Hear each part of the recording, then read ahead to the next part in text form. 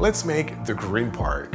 Everyone knows the gin Basil Smash created in 2008, but this one created only 3 years later is a bit more obscure. But with its savory notes, I'm tempted to say it's even better. So let's make it.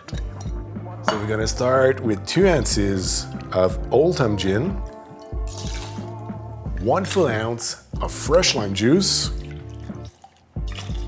half an ounce of 2-to-1 ratio simple syrup, 1 dash of celery bitters, 6 to 8 large basil leaves, and 1 egg white. Then I'm gonna crack 1 big cube of ice and 1 whole. That way we're not gonna have to do the double shake to emulsify the egg. Now we shake.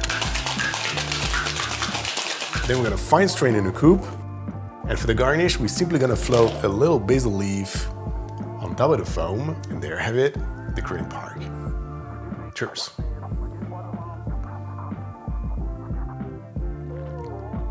Oh, that's good.